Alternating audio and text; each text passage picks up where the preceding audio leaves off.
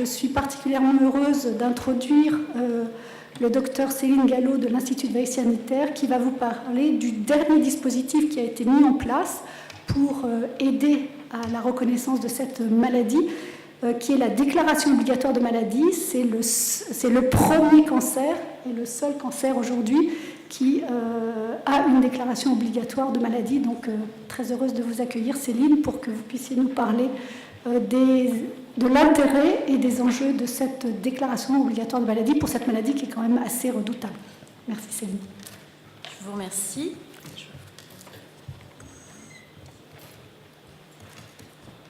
Donc, effectivement, je remercie Monsieur Blaiseau de m'accueillir pour parler de la déclaration obligatoire des mésothéliums, dont je suis chargée à l'INVS. Donc voilà, j'ai réintitulé donc, la déclaration obligatoire en cancérologie, puisqu'il n'y en a qu'une pour l'instant, il n'y a que le mésothélium. C'est comme ça. Donc je vais articuler mes propos avec un rappel de l'épidémiologie des mésothéliums qui a donné lieu à la mise en place des systèmes de surveillance, dont la déclaration obligatoire des mésothéliums, dont je vous détaillerai quelques résultats, et enfin je conclurai. Donc les mésothéliums sont des cancers des membranes séreuses qui sont localisés à 90% à la plèvre, à 9% au péritoine et à 1% au péricarde et à la vaginale testiculaire. C'est des cancers qui donnent droit à la reconnaissance en maladie professionnelle et au fonds d'indemnisation des victimes de l'amiante, plus connu sous le nom de FIVA. On connaît majoritairement le mésothélium pleural puisqu'il représente donc 90% des mésothéliums. C'est un mésothélium qui a un mauvais pronostic.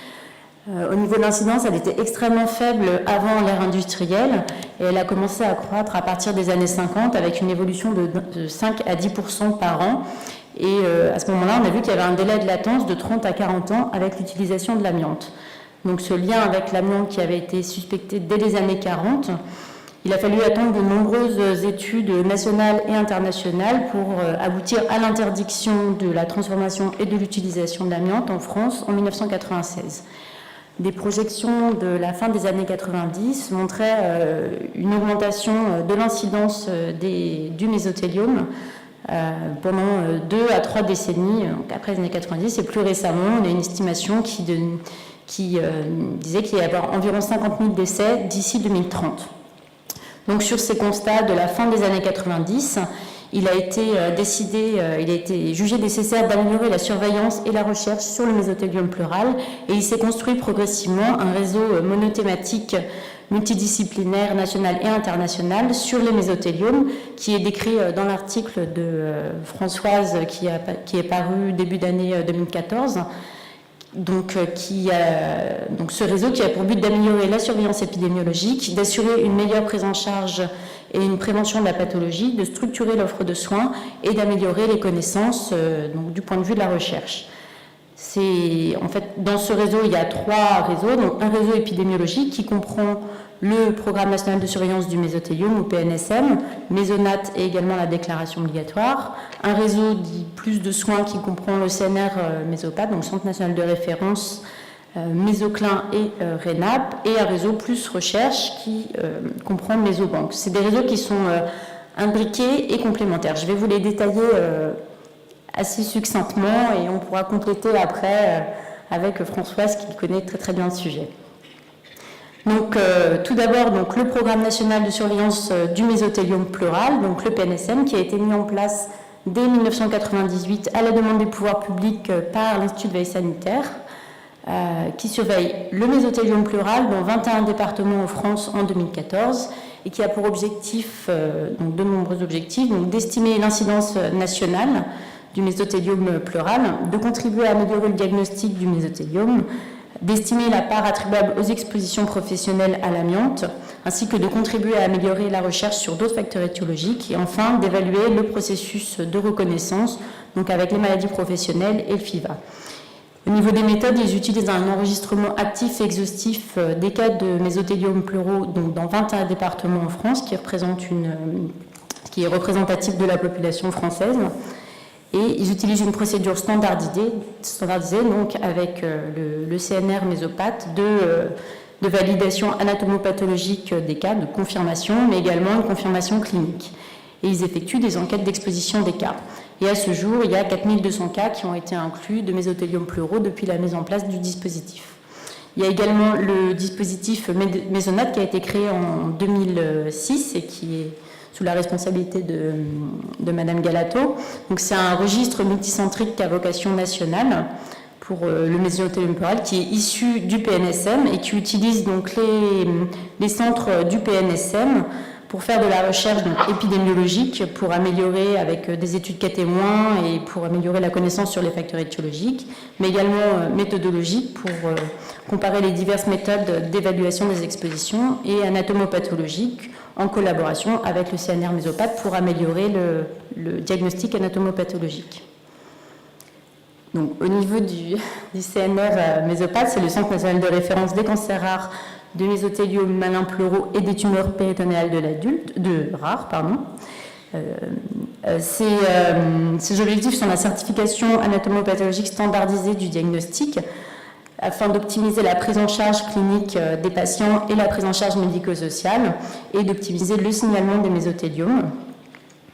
Ces méthodes sont je ne vois plus très bien.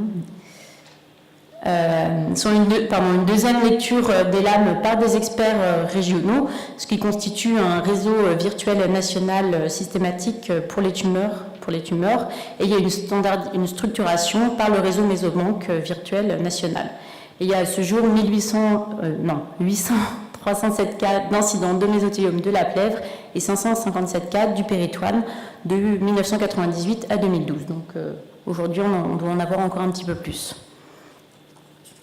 Il y a le réseau clinique Mésoclin qui est sous la responsabilité de Arnaud Cherperel, qui est basé à Lille et qui est un réseau clinique régionaux du mésothéliome pleural malin. Donc c'est clinique par rapport au premier réseau qui était plus anatomopathologique.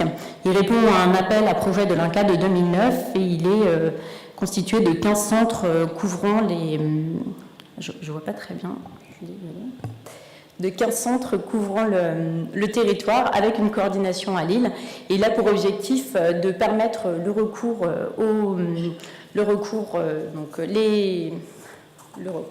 de faciliter la mise en place d'études cliniques, d'améliorer les connaissances spécifiques sur le mésothéliome et de renforcer la diffusion des bonnes pratiques cliniques et de contribuer aux travaux de l'INVS sur la connaissance des risques environnementaux. Et enfin, il alimente Mésobanque.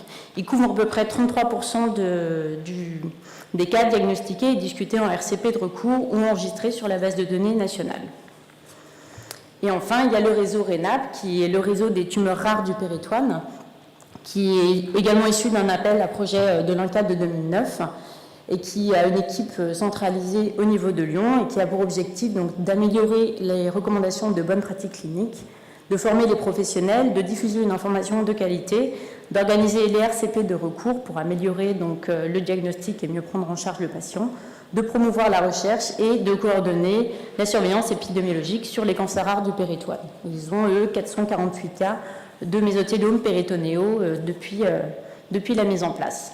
Et enfin, au niveau de l'amélioration des connaissances, donc tous ces réseaux participent à l'amélioration des connaissances, mais c'est structuré sous la forme de mésobanque dont a parlé Françoise tout à l'heure, donc qui correspond aussi à un appel d'offres de l'INCa et qui a pour but de constituer une biobanque virtuelle nationale qui tend à l'exhaustivité sur les mésothéliomes, donc avec des objectifs de structurer, d'optimiser les bases de tumorothèque en une seule base unique, de développer des projets collaboratifs, de permettre la mise en place de projets de grande ampleur. Donc plus on aura de l'âme, plus on pourra faire des études poussées, notamment sur la génomique, de faciliter et d'augmenter les collaborations internationales et de tenir une base de recherche riche sur le plan clinique et épidémiologique qui soit aisément requêtable.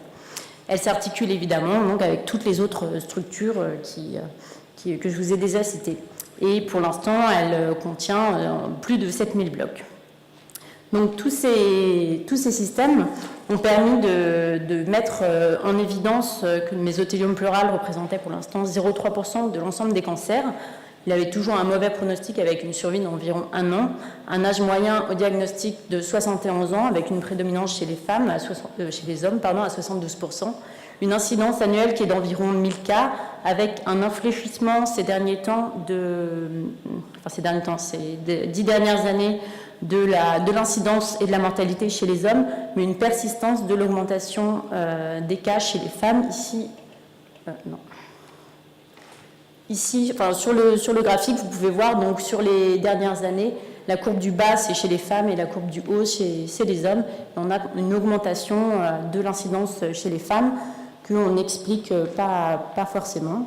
Au niveau des facteurs étiologiques, il a été avant tout retrouvé des facteurs professionnels, donc l'amiante, avec une évolution des expositions les plus exposées dans le temps. Donc avant les années 60, c'était plutôt les secteurs de l'industrie de l'extraction, de la transformation et de l'utilisation de l'amiante.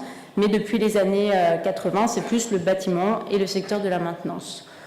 Ces réseaux, et notamment le PNSM, ont permis de mettre en évidence que la fraction attribuable au travail était de 83% chez les hommes et seulement de 47% chez les femmes. Donc il y a des expositions extra-professionnelles et notamment environnementales qui sont mal connues et qui sont à étudier. Pour les mésothéliomes péritonéaux et les autres localisations, on a peu d'informations. Il y a juste le réseau RENAP qui est spécialisé sur les tumeurs rares du péritoine, mais il n'y a pas encore beaucoup d'informations. Donc on sait qu'on a une incidence annuelle qui est de l'ordre de 9 à 12% des mésothéliomes pleuraux, mais c'est moins bien connu. Et les facteurs étiologiques sont moins bien connus également, et le rôle de l'amiante est moins évident et non clairement décrit. Donc il a été... on met en évidence qu'on a un manque de connaissances et de surveillance donc des mésothéliomes chez les femmes, des mésothéliomes extrapleuraux et des expositions extra-professionnelles, notamment chez les sujets de moins de 50 ans. Donc il a été jugé nécessaire de renforcer la surveillance par le suivi de l'incidence France entière et tous les sites de mésothéliome. C'est comme ça qu'est née la déclaration obligatoire des mésothéliomes, qui est une demande politique qui émane du ministère chargé de la Santé, qui a décidé que le sujet était sensible et toujours d'actualité et que la déclaration obligatoire devait permettre d'améliorer l'identification des mésothéliomes liés aux expositions environnementales. Et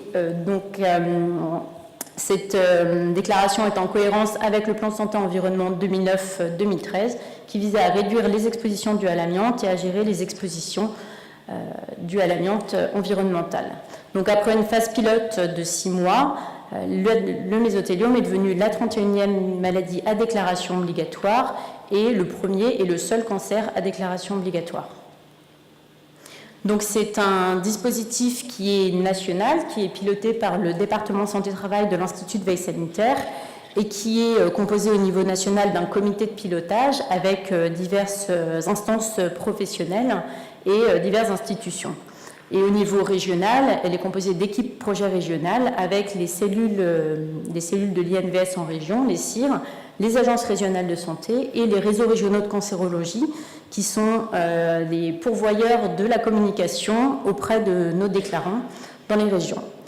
Elle a 2 objectifs. Le premier objectif donc, est de renforcer la surveillance épidémiologique nationale par le volet notification, avec les fiches de notification de la déclaration, et le deuxième volet, d'améliorer la connaissance sur les facteurs de risque dans 3 populations cibles par le volet enquête d'exposition.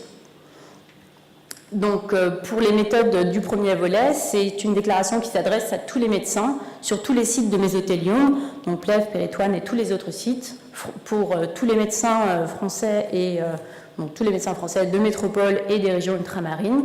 Il n'y a pas de certification anatomopathologique et il a été décidé à l'issue de la phase pilote que la double notification était nécessaire, une notification par un pathologiste qui pose formellement le diagnostic et une notification par un clinicien qui permet de remplir la variable d'exposition professionnelle à l'amiante qui n'existe pas dans la fiche pathologiste, alors que le clinicien peut directement demander à son patient s'il pense avoir été exposé à l'amiante et voir avec lui quels ont pu être les emplois qui auraient pu l'exposer, et il informe son patient sur ses droits de reconnaissance médico-sociaux. Donc ça s'applique à tous les cas de mésothéliome qui ont été diagnostiqués depuis janvier 2012 et c'est rattrapable. Donc si vous voyez quelqu'un qui a un mésothéliome et qui n'a pas été déclaré, même si son diagnostic est assez ancien, même si la survie est faible, mais vous pouvez le déclarer. Donc en pratique, pour déclarer un nouveau cas de mésothéliome, vous pouvez aller sur le site de l'INVS. Vous allez arriver donc sur cette page en tapant le lien ci-dessous. Il faudra d'abord donc choisir le formulaire pathologiste ou clinicien, donc ici plutôt le formulaire clinicien, que vous trouverez là. Vous trouverez également les informations que vous devez fournir à votre patient quand vous effectuez une déclaration obligatoire. Ensuite, vous pourrez télécharger la fiche, vous pourrez choisir votre région d'exercice, il y aura le numéro du fax de l'ARS qui sera à côté. Après, il faudra imprimer la fiche et la remplir. Dans cette fiche, il y a des données sociodémographiques, des données sur le mésothéliome, dont le mode de diagnostic, le type histologique et la localisation. Et sur le formulaire clinicien, il y a l'exposition professionnelle à l'amiante. La fiche, il n'est pas nécessaire que la fiche soit entièrement remplie, il faut des éléments de base, mais si certaines informations manquent, il faut quand même le signaler pour que le processus puisse s'enclencher. Et donc voilà, après il suffit de la faxer à l'ARS qui nous la transmettra. Donc le deuxième objectif d'amélioration de la connaissance sur les 3 populations cibles se fait par des questionnaires d'exposition professionnelle et environnementale sur des cas diagnostiqués depuis janvier 2014. Donc un rattrapage des cas 2013 qui est possible sur les populations hors plèvres, donc notamment les péritoines, les plèvres chez les femmes, les plèvres chez les hommes de moins de 50 ans. Et pour l'instant, nous sommes dans une phase pilote qui a commencé donc au début de l'année 2014 et qui se déroule dans 9 régions métropolitaines et La Réunion. Et donc en pratique, il n'est enquêté que les cas qui ont fait l'objet d'une déclaration, donc c'est des cas qui sont transmis par l'ARS aux enquêteurs. Le repérage des cas donc se fait par la fiche de notification, donc il est nécessaire d'être exhaustif pour que le cas puisse être enquêté et pour qu'on puisse améliorer les connaissances. Ça évitera les biais de sélection et ça augmentera la puissance. Et il est également nécessaire de notifier le plus rapidement possible pour que l'enquête puisse se faire. Donc ce volet enquête est vraiment complémentaire des autres systèmes.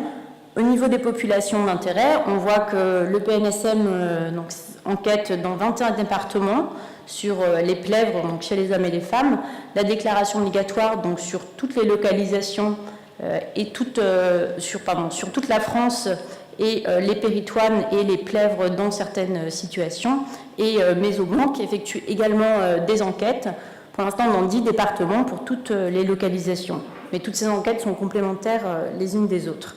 La réalisation des enquêtes des hauts-mésos se fait donc dans 9 régions, 4 régions où les enquêteurs sont des enquêteurs du PNSM, et nous avons ici une des enquêtrices, et 5 régions où les enquêteurs sont des enquêteurs de l'INVS.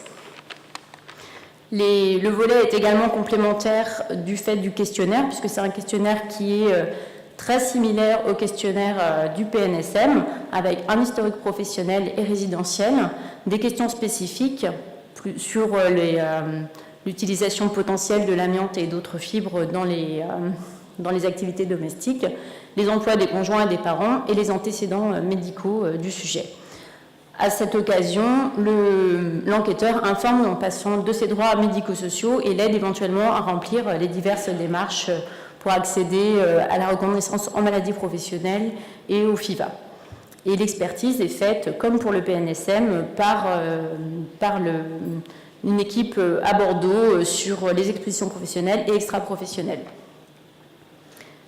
Donc, je vais vous présenter quelques résultats pour le volet notification, puisque l'autre volet est encore en phase pilote.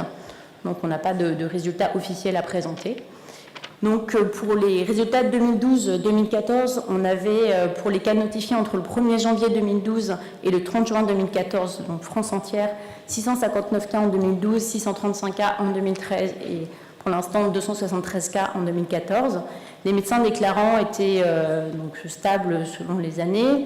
Il y avait une double notification qui était seulement de 28% France entière, alors que c'est la règle de notification qui a été demandée par le Haut Conseil de santé publique. Mais en Basse-Normandie, vous êtes particulièrement bon et vous aviez 54% en 2012 et 70% en 2013.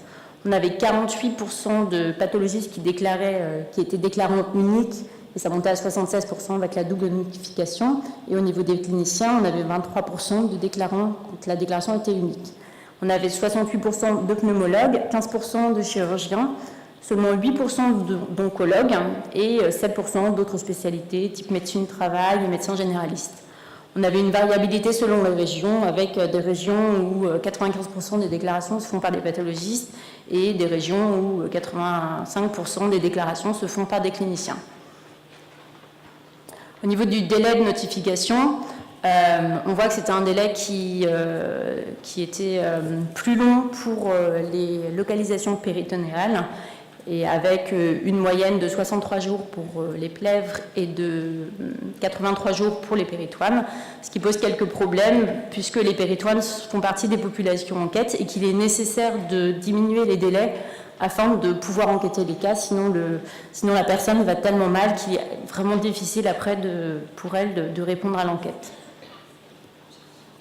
Au niveau de la description des localisations, on avait 90% de localisation pleurale et 8% de localisation péritonéale, ce qui rentre tout à fait dans ce qu'on connaît déjà et ce que je vous ai décrit initialement, avec pour l'Europe des taux en Italie qui étaient de 7% et pour le monde qui varie de 5 à 20%. Au niveau de la description par sexe et par âge, on voit sur la première courbe du haut la distribution chez les hommes et les femmes des cas de plèvre, avec une moyenne d'âge qui est de 73 ans à la fois chez les hommes et chez les femmes. Et pour les mésothéliomes du péritoine, la moyenne d'âge était de 64 ans chez les hommes et de 61 ans chez les femmes. Donc on sait que les personnes qui sont atteintes d'un mésothéliome péritonéal sont plus jeunes que les personnes qui sont atteintes d'un mésothéliome pleural. Au niveau des résultats sur l'exhaustivité de la déclaration, il est vraiment nécessaire de réussir à estimer notre exhaustivité pour évaluer la qualité de notre système de surveillance. Donc on a comparé nos cas déclarés aux cas déclarés dans le programme national de surveillance du mésothéliome pleural, qui est le gold standard concernant le mésothéliome pleural. Donc, c'était les cas de mésothéliome pleuraux diagnostiqués en 2012 et déclarés par l'ADO, comparés aux cas incidents pour 2012 du PNSM, donc au 22 mai 2014, uniquement sur les zones couvertes par le programme. Et l'exhaustivité en 2012 montrait un taux global de 46%, avec des variabilités entre régions, donc 6 départements à plus de 80%, dont la Basse-Normandie, et 6 départements à moins de 40%. On a également essayé de comparer nos cas aux données du PMSI, donc du programme de médicalisation des systèmes d'information, avec les patients qui étaient hospitalisés en 2012 avec un diagnostic de mésothéliome qui était chaîné sur les années antérieures pour vraiment obtenir que les cas incidents, qui étaient comparés donc, au point de vue national et régional. En 2012, on avait un niveau moyen d'exhaustivité pour la plèvre de 49%. Et il y avait des différences également entre régions, avec la Basse-Normandie qui se situait à 87% en 2012.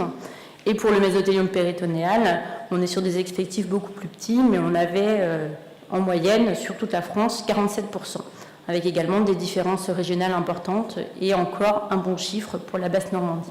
Ces données sont à prendre avec du recul parce que dans le PMSI, il y a beaucoup de cas dont la localisation n'est pas déterminée et qui seraient à reclasser en plèvre ou en péritoine, et ce qui diminuerait énormément l'exhaustivité.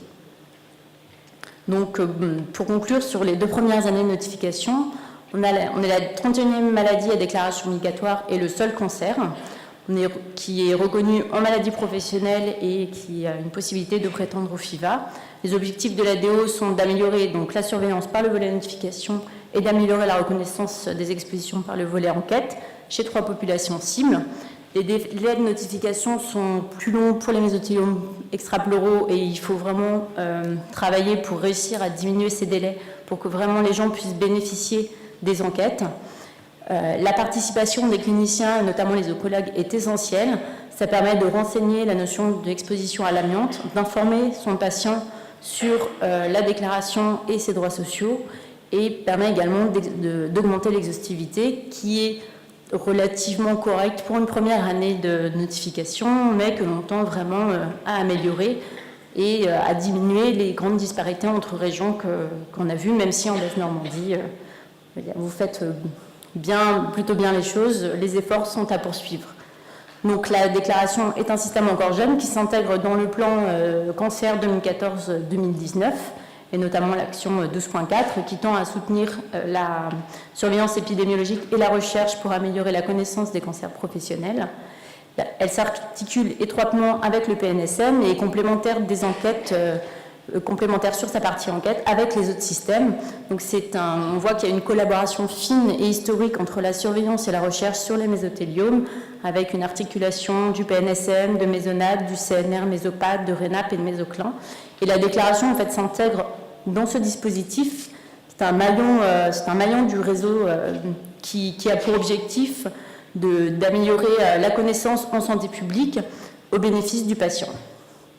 Donc, si vous voulez en savoir plus, il y a des dossiers sur Internet. Il y a un rapport sur les résultats de la première année dont la synthèse est disponible juste devant sur l'estrade.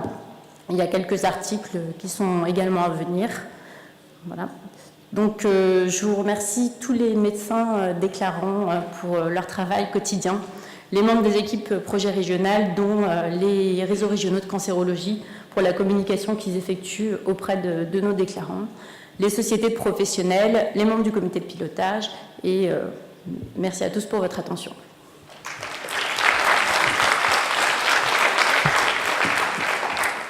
Merci beaucoup Céline Gallo pour cet exposé. Je voudrais dire doublement merci, merci d'avoir respecté votre temps, parce que je crois que Xavier Blaiseau va être content, parce qu'on a presque rattrapé le retard et donc on va avoir le temps de poser des questions. Et puis aussi merci parce que c'est toujours très agréable de savoir qu'on est bon élève et qu'on remplit bien ses dossiers. C'est toujours un point qui va stimuler, à mon avis, l'ensemble des participants à cette déclaration et qui vont les amener à faire encore mieux la prochaine fois. Voilà, alors je pense qu'il y a sûrement des questions dans la salle. Je voulais dire, il y a non seulement Céline Gallo, mais il y a aussi Annabelle Gilles-Swat-Hilg, qui est coordonnatrice du programme national d'assurance des mésothéliums, et puis Gaëtane Blaiseau, et je pense que tout le monde est prêt à répondre aux questions que vous pouvez vous poser. Voilà. Donc s'il y a des questions dans la salle. Merci, moi je profite pour poser une première question, et d'abord un grand merci pour cette présentation qui est, je pense, très importante puisque c'est une déclaration obligatoire, donc il faut la faire. On voit qu'il y a un décalage entre, même si on est plutôt bon en Basse-Normandie, un décalage entre les déclarations des pathologistes et des cliniciens. Donc à ce propos, je voudrais simplement dire qu'en région, on essaie de rétablir un petit peu l'équilibre, notamment en passant au RCP. Donc je pense à Aline Mézergue, notre attachée de recherche clinique, et Gaëtane Blaiseau, qui travaille au service de la PAT du CHU, qui peut être une cousine lointaine à moi par ailleurs, je ne sais pas. Et donc, comment on peut faire pour rétablir cet équilibre? Est-ce que vous contactez les cliniciens? Comment ça se passe? Alors nous, on ne contacte pas directement les cliniciens parce que ça ferait un travail très important, mais on essaie d'identifier dans chaque région les types de déclarants, et on travaille énormément donc, avec les réseaux régionaux de cancérologie pour axer la communication sur les cliniciens quand on a moins de déclarations des cliniciens, ou sur les pathologistes quand on a moins de déclarations. Mais on ne contacte pas directement les cliniciens. Par contre, au niveau de chaque ARS, quand une déclaration par un pathologiste arrive, l'ARS contacte le clinicien qui a fait le diagnostic, lui rappelle à cette occasion que la déclaration existe et essaye de se renseigner sur la variable pour remplir l'exposition à l'amiante suspectée chez le patient. Mais c'est toujours une information qui est de moins bonne qualité que quand c'est le clinicien qui remplit lui-même cette information, puisqu'il peut directement demander à son patient.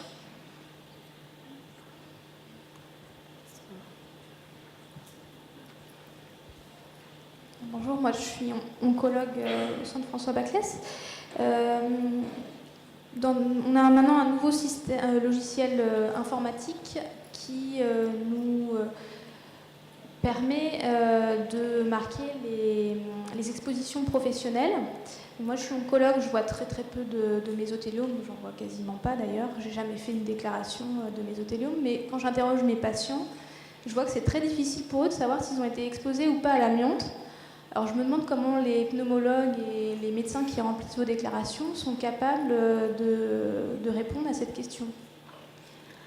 Alors, c'est une variable qui est pour l'instant peu exploitée, justement parce qu'on a des doutes sur sa fiabilité.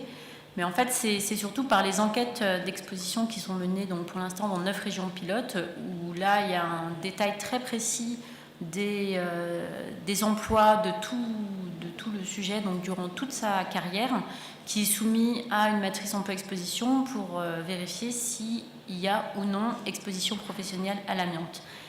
Voilà, justement, tout le travail de la phase pilote, un des points de la phase pilote sera de vérifier la concordance avec cette variable d'exposition à l'amiante qui est remplie dans la déclaration obligatoire pour vraiment être sûr qu'on laisse cette variable.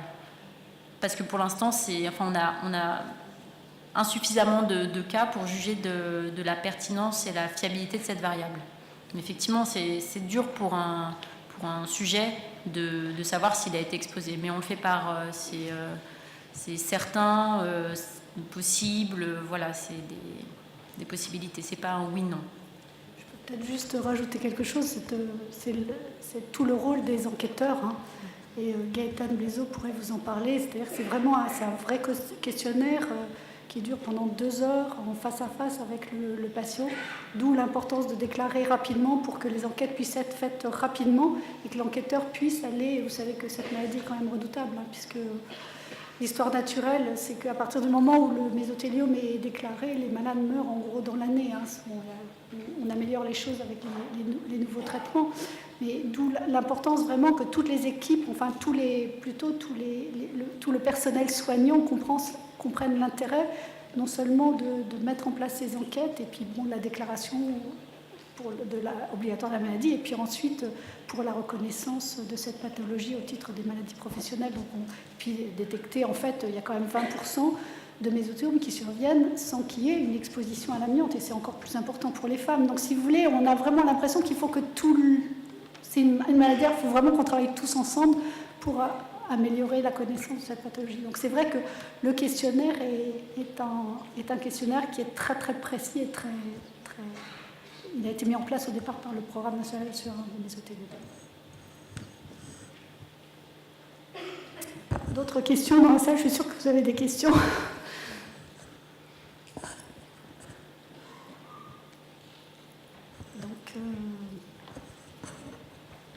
Je suis désolé, j'ai encore une question.